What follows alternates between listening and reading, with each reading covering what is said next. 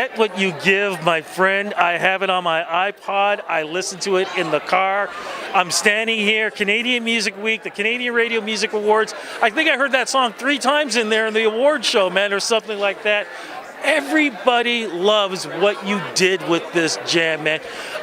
You got to be happy with the way things have reflected on your life and how your music is reflecting on people. Yeah, I mean, I never expected it to sort of go as far as it did, especially on the radio, because, I don't know, I just make songs and I hope they resonate with people, but you can never predict that kind of success, so it's surreal. It's the only way to describe it. The way I look at it is, right now the world is kind of like in a crazy place, and I feel like with your music, you've got a safe place to go to.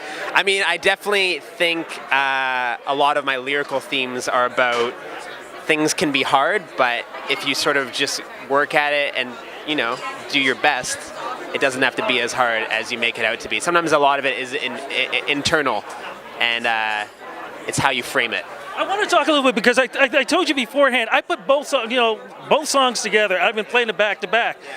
How did you decide to scope your version from the original? Because as we were talking before, there are some things that you didn't use in your version, but it still works.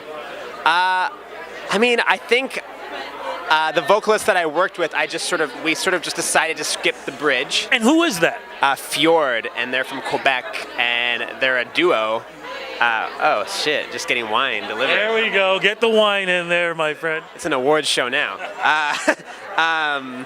Yeah, so we actually did the song over email, and we just kind of like talked through the notes. I've still never met them, which is crazy. Yeah, so we did it over email, and I didn't feel like the bridge really fit because there was a lot of references to pop culture from the era when the original came out that I didn't feel made sense in 2017. So we cut that out, and then from there I just sort of laid out the arrangement really standard, and then kind of implemented my own chops and stuff, and just did it more as like a traditional dance song. You know, and I actually look at it as it's a brave thing to do because that song originally is so iconic, Yeah. and the fact that you gave it justice, was that always a thought in your head to make sure that was going to happen? Well, part of me always freaks out that I might ruin something. I think that's always like a little bit fearful, but I feel that way with any song that I do. I feel, is this song good? You don't really know. Like, I think that's sort of like the artist's continual internal debate. Like, is this good? But if you let that cripple you, then you'll never put anything out. So I loved the song, and it was from a genuine place where the song became important to me again, and I felt like I could add something to it. And I also felt like I wanted to bring the song back because I felt like it should be heard again because it's important. Absolutely. Now, here I am talking about, I feel like this is my summer jam, and you're kind of going to me, you know, Rudy, you can do it if you want, but you said you got something else that could actually be my new summer jam. Yeah, so I just put out my album last Friday called Next Season, and it's a little bit of a marathon. It's 18 songs, but the lead single off it is called Mood, and it's just kind of this fun summer jam, a very kind of like folky influenced dance track, and I don't feel like it sounds like anything else. So we'll see. You know, usually when somebody says 18 songs, it's really a mixtape. You didn't do. Why did you?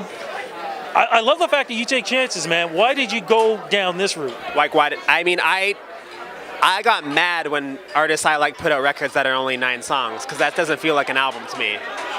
So I'd rather over-deliver than under-deliver. You're freaking old school, man. That's all it is. Tour-wise, what's going to happen with you? Any festivals or anything?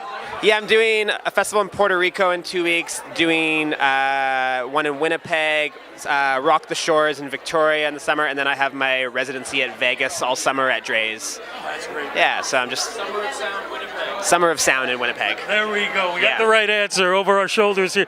Website, Twitter, all that stuff, where to go to follow you so we know where to get you. Just at Felix Cartal, and it's Cartal, not like the drug cartel, Cartel. It's A-L. Your music is still a drug to all of us, my friend. Congratulations. Thank you. I appreciate it.